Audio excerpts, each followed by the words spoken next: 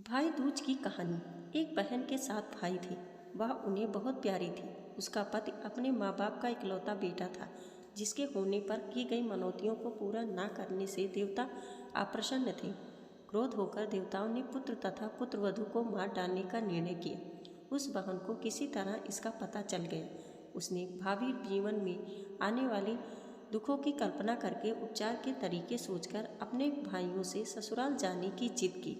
यद्यपि वह बिना बुलाए नहीं भेजना चाहते थे, पर बहन के न मानने पर डोली सजाकर भेज दी। उसने अपने पास दूध, मांस तथा ओढ़नी रख दी। थोड़ी दूर जाने पर देवताओं के प्रकोप से डोली का रास्ता सांप ने रोक लिया। बहन तुरंत दूध सांप के सामने रखकर आगे बढ़ गई। थोड़ी दूर और आगे जाने पर उस पर शेर झपटा तो उसने मांस फेंक दिया। शेर मांस में रुचि लेने लगा और कहार डोली लेकर आगे बढ़ गए। रास्ते में यमुना जी थी। ज्यों ही कहार डोली को यमुना से पार करने लगे, यमुना ऊंची लहरें उठाकर डोली को आत्मसात करने लगी। बहन ने ओढ़नी समर्पित कर यमुना की लहरों को शांत कर दिया। नववधू को बिना बुलाए घर पधारी पाकर ससुराल वाले आश्चर्य में पड़ गए। बहन ने आदेश दिया कि उसके गृह प्रवेश के लिए घर के पिछवाड़े फूलों का दरवाज़ा बनवाया जाए। दरवाज़ा बना। ज्यों ही वह पार करने लगी, द्वार उस पर गिर पड़ा। फूलों का द्वार होने के कारण चोट न आ पाई। घर में प्रवेश करके उसने सबसे पहले स्वयं खाना खाने का हठ किया।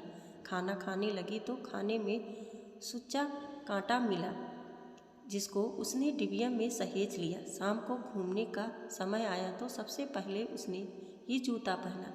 जूते में काला बिच्छू था। उसने वह भी उसी डिबिया में सहेज कर रख लिया। रात हुई तो उसने फिर जिद की कि पहले मैं ही सोऊंगी। बहू का हर काम के लिए पहला करना यद्यपि किसी को अच्छा नहीं लग रहा था, पर परिस्थिति वश सब हो रहा था। उसने सोने के कमरे में उसे काला नाग मिला। उसने उसे भी मारकर सहेज लिया। फिर पति को सैया पर सुलाया। इतना सब करने के पश्चात उसने अपनी सास को डिबिया खोलकर सुच्चा कांटा, बिच्छू तथा सांप दिखाकर कहा, मैंने तुम्हें पुत्रवती किया था, अर्थात स्वयं कष्ट सहकर तुम्हारे पुत्र के जीवन की रक्षा करके अपने सुहाग को नया जीवन दिया है। ये सब कष्ट देवताओं के रुष्ट हो जाने के कारण उठाने पड़े। भविष्य में कभी मनौती मान कर पूरा ना करना भूलना।